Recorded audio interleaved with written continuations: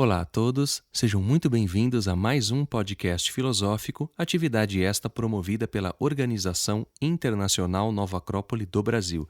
E para este podcast, recebemos o professor Michael Queiroz, da Nova Acrópole de Niterói, do Rio de Janeiro. Seja muito bem-vindo, Michael. Obrigado, Danilo.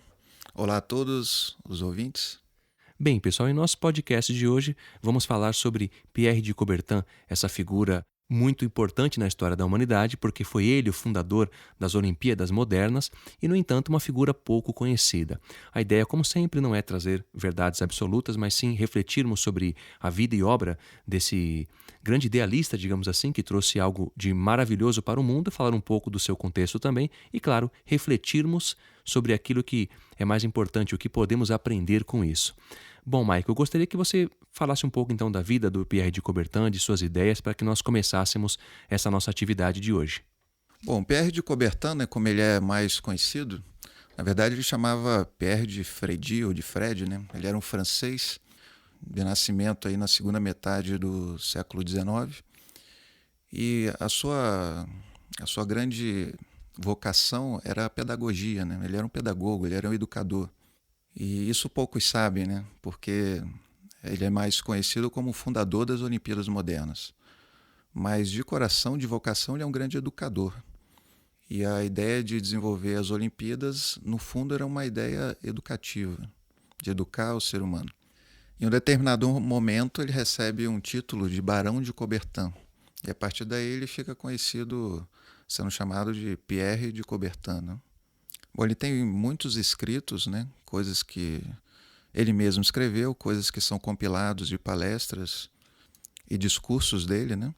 E isso gera um total de mais de 16 mil páginas. Então, o comitê internacional, né? Existe um comitê Pierre de Coubertin, né? Nacional, internacional, e isso foi feito um compilado, e esse compilado tem cerca de 900 páginas. Por ocasião das Olimpíadas aqui no Brasil, em 2016, esse material foi traduzido para o português e está disponível para quem quiser, é só baixar da internet. E uma grande parte desse material, dessas 16 mil páginas, estão dedicadas à educação. Pelo menos a metade, se não for a maior parte disso. Embora a gente só conheça ele por conta dele ter sido o fundador das Olimpíadas. E lembrando, inclusive, que nós tivemos a oportunidade de entrevistar em nossos podcasts o professor Nelson Toddy, que é o presidente nacional do Comitê Pierre de Coubertin aqui do Brasil. Enfim, dando continuidade então ao nosso podcast, me veio uma pergunta enquanto você falava um pouco sobre a vida, sobre a obra do Pierre de Coubertin, que é uma figura realmente pouco conhecida, embora os Jogos Olímpicos seja algo de uma magnitude imensa, o fundador é pouco conhecido. Não é? Eu confesso que eu também não sabia e depois fui pesquisar um pouco mais sobre a vida e a obra dele e aí tive noção da grandeza e da importância histórica que ele tem. Bom, a pergunta que eu vou lhe fazer, Michael, é a seguinte: qual a importância de se realizar então as Olimpíadas? Ou seja, o que Pierre de Coubertin quis trazer nesse evento, qual a sua finalidade, o que ele quis nos ensinar, enfim, o que ele quis promover através das Olimpíadas? Essa é uma excelente pergunta. É uma excelente pergunta, principalmente no contexto filosófico, né? Que é o saber por quê. Por que fazemos as coisas. E ele se deparou com essa questão em sua época, né? Já que existiam campeonatos mundiais, né? Então, por que realizar as Olimpíadas e toda essa complexidade? Ele aborda esse tema nesse compilado que eu falei, né? E ele fala literalmente algo que eu acho até curioso, né? Ele fala, bom, as Olimpíadas são outra coisa. Olha, a gente pode... eu gosto de comparar com a música. A pessoa não precisa ser um músico, não precisa ser especialista em música, pode não entender nada de música, mas ela entende quando o instrumento está desafinado. Ela entende como uma nota não encaixou. Então a gente, por mais leigo que seja, a gente consegue de alguma maneira compreender que as Olimpíadas são outra coisa. E isso está... a gente compreende isso porque isso está fundamentado em algumas ideias, diferente dos campeonatos mundiais. Havia uma filosofia por trás disso, e a ideia dele não era apenas o desenvolvimento físico, nem simplesmente de saúde, como a gente pode imaginar que seja o objetivo do esporte simplesmente. Ele era um educador. Ele queria uma ferramenta para educar o ser humano de uma maneira completa.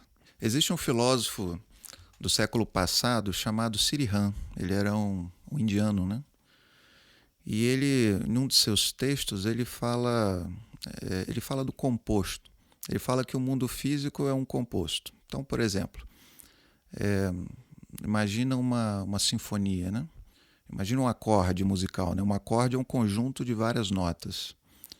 Tá? Então, numa sinfonia, você tem diversos instrumentos, dezenas de instrumentos.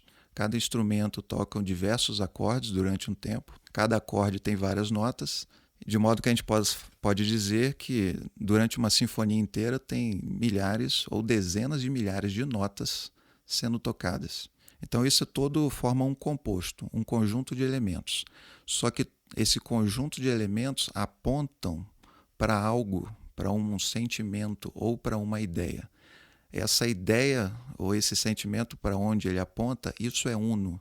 Isso tem como característica a unidade. Isso não pode ser decomposto. Ou seja, resumindo, existe um composto de elementos que apontam para algo que é uno. Eu gosto de comparar as Olimpíadas com isso, porque as Olimpíadas possuem um conjunto de elementos que apontam para algo. Esse algo é o que importa. E esse algo, se eu fosse colocar numa palavra, eu diria que seria a fraternidade, seria a união entre os povos. Tanto que é isso que a bandeira olímpica significa, né? São os anéis entrelaçados, então representando uma união dos povos.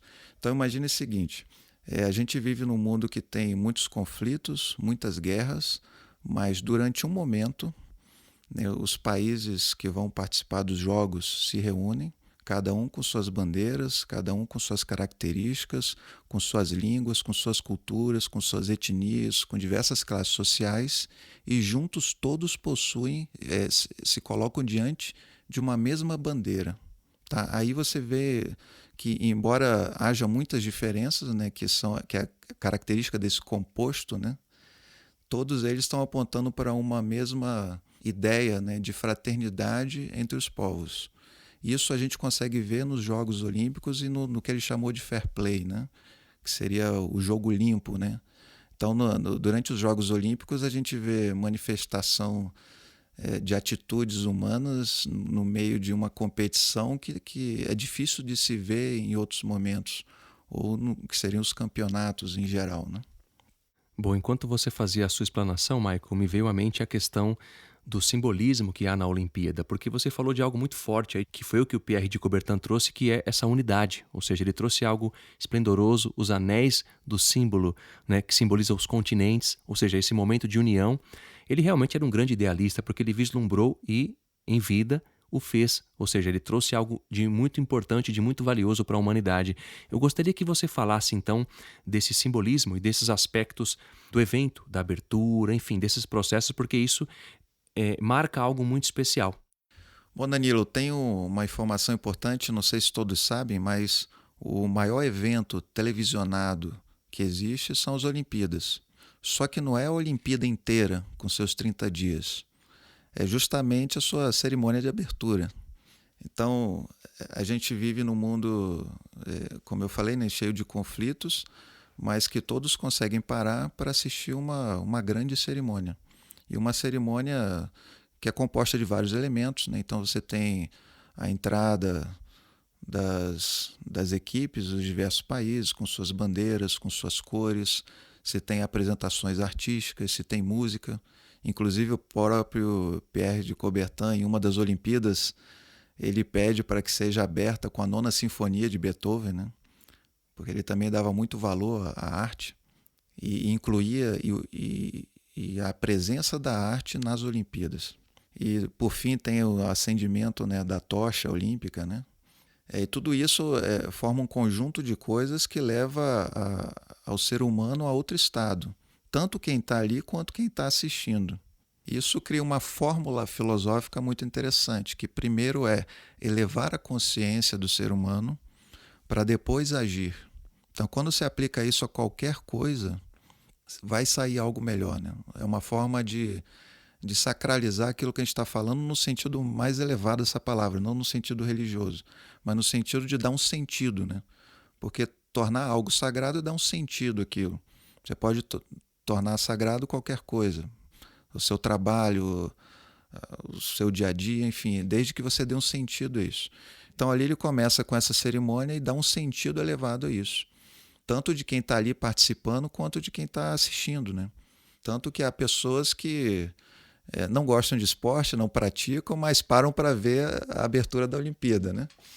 E eu me lembrei agora de uma fala do Oscar Schmidt, que foi aquele grande jogador de basquete brasileiro. Numa Olimpíada que ele participou, né, ele foi oferecido a ele a conduzir a bandeira do Brasil, né, nessa abertura. E ele não o fez porque no dia seguinte ele teria um jogo, né? Como bom profissional, né? Ele falou, bom, a prioridade é o jogo amanhã e tal. Bom, mas passado alguns anos, né, ele olha para trás assim, com arrependimento, né? Por que eu não entrei carregando a bandeira? Porque isso é algo único, né? Tanto para quem assiste quanto para quem participa. Sem sombra de dúvida, né? Eu vejo isso muito na prática quando estou com amigos, com amigas, com pessoas com quem eu convivo, que nesse momento eles param literalmente só para ver a abertura, na maioria dos casos, né? Porque é algo muito impactante e percebe algo desse sagrado. Obviamente que sem nos aprofundarmos no tema, mas só me lembrando de uma passagem interessante na obra A Guerra da Arte, do Steven Pressfield, onde ele fala justamente disso, de sacralizar o momento, ou seja, ele limpa o espaço para que ele possa escrever e para que tenha a inspiração das musas. É curioso isso porque, por exemplo, quando uma dona de casa vai receber os familiares, enfim, pessoas que gostam, amigos ou amigas em sua casa, geralmente se limpa o ambiente, se prepara a mesa, ou seja, toda uma estética, todo um processo aí de cuidado, de carinho. A gente pode ter isso como um aspecto do sagrado. E nos dias de hoje, de um modo geral, a gente percebe que isso tem perdido também o sentido e tem se tornado algo mais automático, ou seja, é feito, mas com um processo de mecanicidade. Isso acontece muito também, né? Essa abertura e essa ideia do sagrado é muito importante. Eu gostaria que você falasse desse aspecto no olimpismo. Eu lembro, você falou do Stephen Pressfield, né? Eu lembro que ele fala que ele limpa o ambiente de trabalho para que as musas não sujem suas vestes ao entrar, né? É uma forma muito poética e filosófica de viver, né? Então, voltando às Olimpíadas, por exemplo, a tocha olímpica, né? A tocha olímpica é acesa da maneira antiga, né? Através da própria luz do sol, né? Dessa luz do sol se acende o primeiro fogo, que acende uma tocha que roda todo o planeta, diversos países, e que depois vai acender uma grande tocha na abertura dos jogos, e essa tocha vai ficar lá acesa enquanto durarem os jogos, né?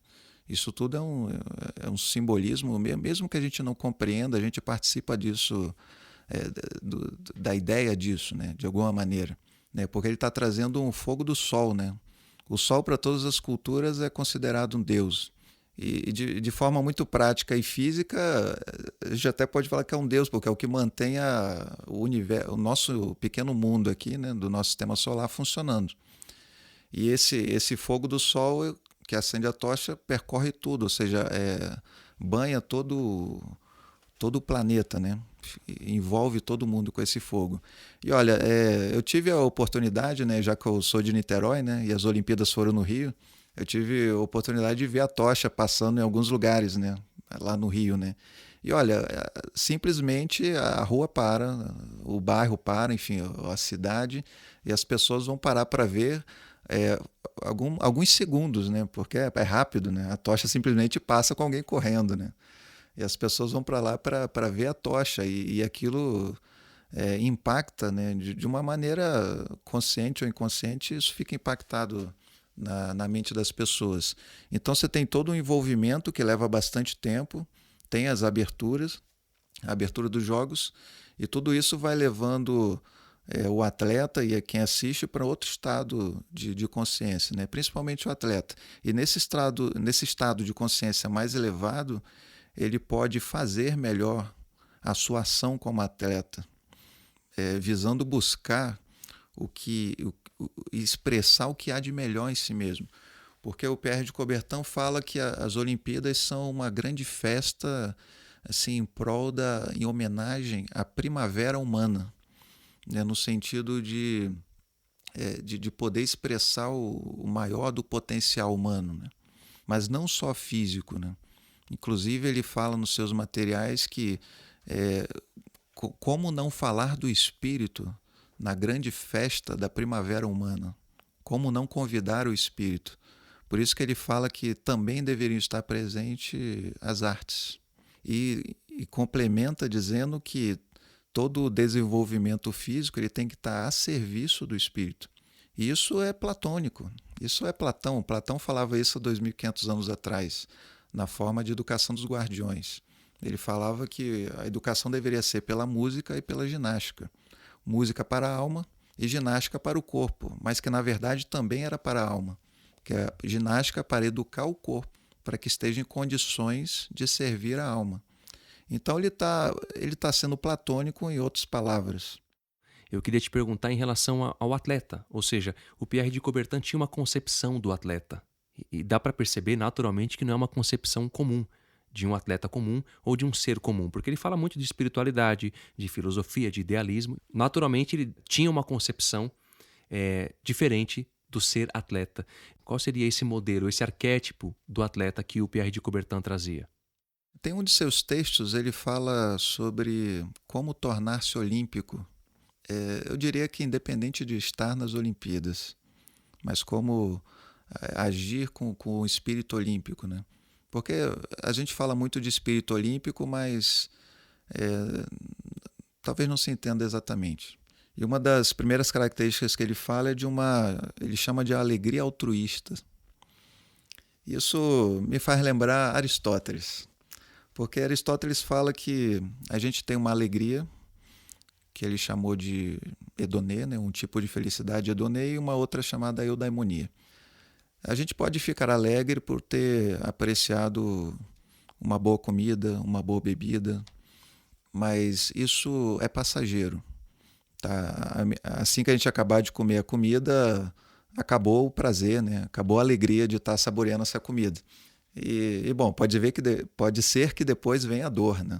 De ter acabado ou de ter comido demais, enfim. Mas o fato é que isso é uma alegria passageira. Ele fala de uma outra alegria e ela é egoísta também, né? Porque isso não serve em nada à humanidade, né? Se eu vou apreciar uma boa comida ou não. Isso é algo individual, pessoal, né?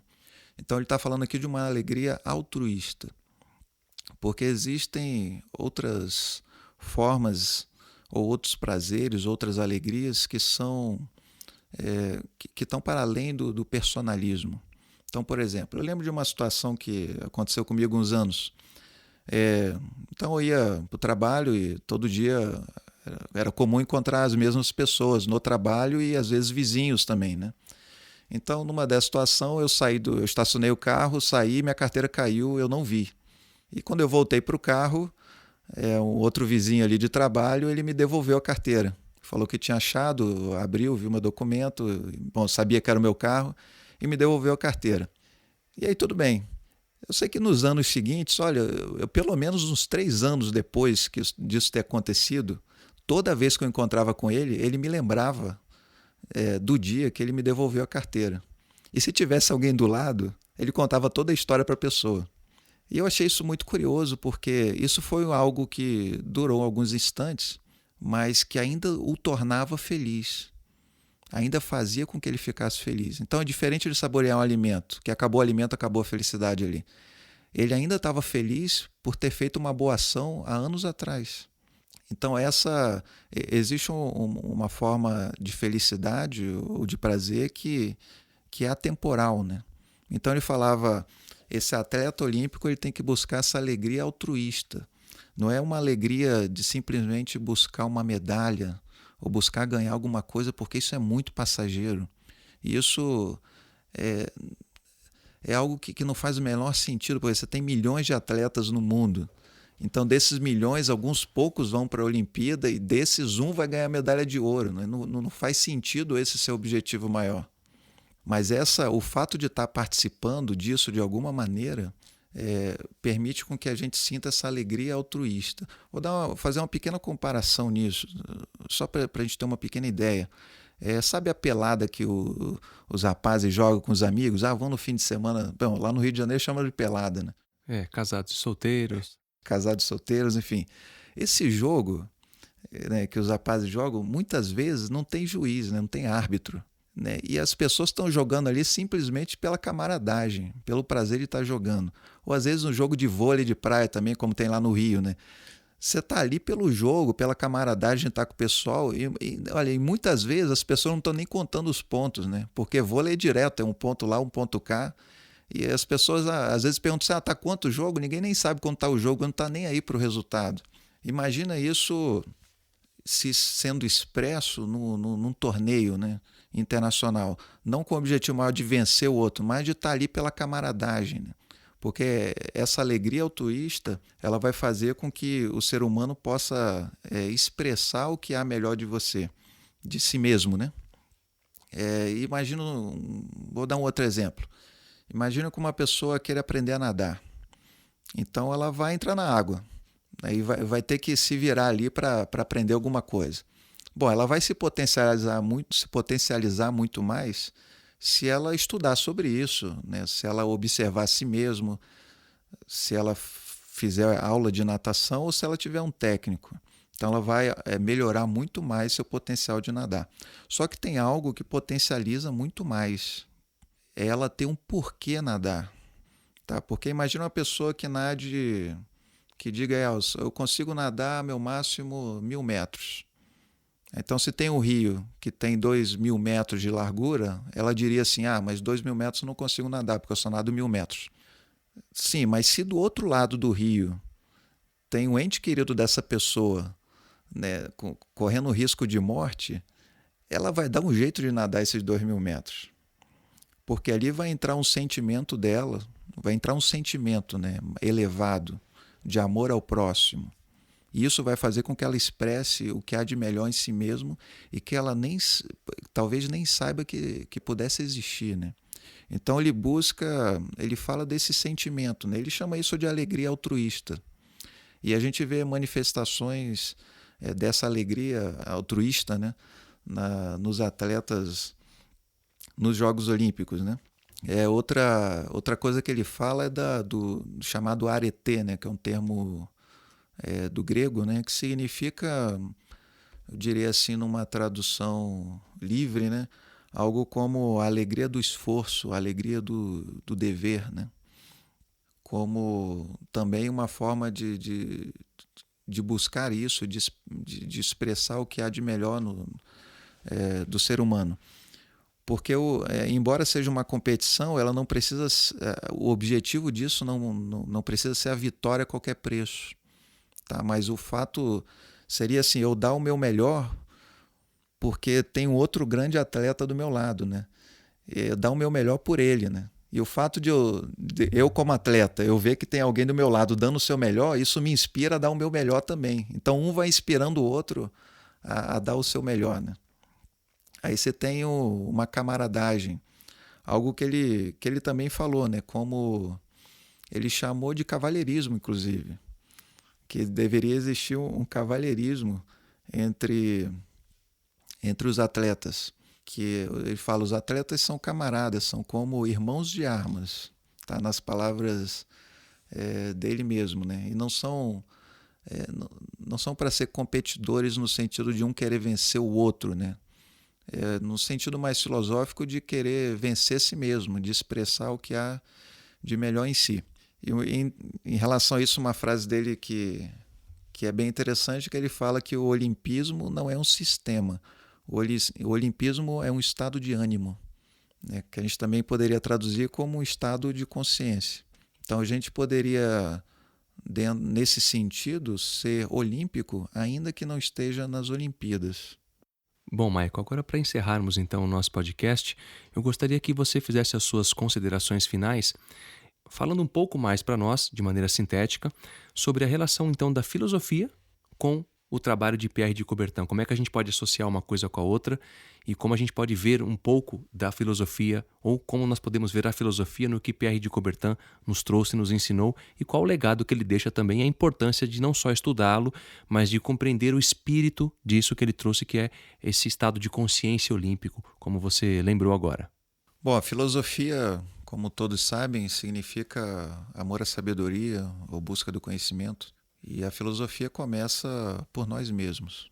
Esse conhecimento começa por nós mesmos, saber quem somos. E os gregos tinham uma frase para isso. Eles falavam: conheça-te a ti mesmo e conhecerás o universo. E Pierre de Coubertin também falava isso. Ele falava: qual o objetivo da cultura física? Ele falava: o objetivo é conhecer a si mesmo. Esse é o mesmo objetivo da filosofia. Então, através dos esportes, ele, como grande educador, ele queria que o ser humano se educasse. E para isso é necessário conhecer a si mesmo. Conhecer a si mesmo, ele coloca isso numa fórmula, em outros materiais: conhecer as suas forças e conhecer as suas fraquezas. E dentro disso, aumentar as forças e vencer as fraquezas. Então, é uma fórmula muito prática. E o esporte seria uma ferramenta para isso, para que cada um conhecesse a si mesmo, pudesse vencer as fraquezas e pudesse expressar o que há de melhor em si. E o esporte não precisa ninguém ser atleta olímpico, né? Eu costumo falar com as pessoas: você anda, então dá para fazer caminhada, né? Já dá para fazer um pequeno esporte. E se você não anda, dá para fazer outras. Porque não sei se você já teve a oportunidade de ver os Jogos Paralímpicos, né? Os Jogos Paralímpicos, né? Eles fazem coisas que São surreais para nós. eu tenho as 2 pernas, 2 braços, não consigo fazer, né? Bom, e aí Nova Acrópole, como uma escola de filosofia maneira clássica, né, que visa viver a filosofia que a gente aprende, a gente tem a escola de esporte com coração, onde a gente busca praticar o esporte com todos esses princípios e filosofia do olimpismo, de modo a desenvolver o ser humano. Não simplesmente desenvolver o físico, que também faz parte, não simplesmente ter mais saúde, que também faz parte, mas também desenvolver a própria alma, ou seja, se tornar alguém melhor, alguém mais consciente de si mesmo, de suas potencialidades, de suas fraquezas, e através do esporte ir melhorando, aumentando essas forças e diminuindo essas fraquezas. Bom, e Pierre de Coubertin deixou esse grande legado para a gente, né? Porque é fácil a gente olhar agora e ver tudo funcionando em termos de Olimpíadas internacionais, mas a gente não imagina como deve ter sido isso no início. Tá? Ele coloca isso em algum de seus escritos, né? Você tirar uma organização como essa, né, que são as Olimpíadas, do zero, né, e implementar isso no mundo, né? Isso foi um grande esforço dele. Ele fala desse grande esforço em alguns de seus escritos. Isso sobreviveu a guerras, né, que tiveram que parar os Jogos Olímpicos em algumas vezes, mas houve vezes também que o esporte em geral conseguiu parar guerras, né, não só na história moderna, mas também na história antiga. E eu queria encerrar falando que uma boa definição de atleta significa aquele que luta. Então, se você luta em sua vida para ser alguém melhor, para fazer as coisas de forma correta, para ajudar o próximo, de alguma maneira você está sendo um atleta. Não precisa participar de campeonatos, não precisa estar em academias, mas você pode estar lutando em outras áreas, em outros meios. E o que eu sugiro a todos e recomendo a todos é que siga lutando para ser alguém melhor e para ajudar ao mundo a ser um pouco melhor. Bom, dessa maneira encerramos então o nosso podcast. Mais uma vez eu agradeço a sua presença, Michael, seja sempre muito bem-vinda. Muito obrigado, Danilo, pela oportunidade. Espero poder estar aqui outras vezes. Com certeza. Bem, pessoal, para aqueles que queiram nos contatar, podem fazê-lo através do e-mail podcast@nova-acrópole.org.br. E para quem quiser saber mais também sobre a Nova Acrópole e seu programa de estudos, basta encontrar a sede mais próxima a você acessando o nosso site nova-acrópole.org.br. Até a próxima! A trilha deste podcast é de autoria de Mozart e chama-se Sinfonia número 38, Finale Presto.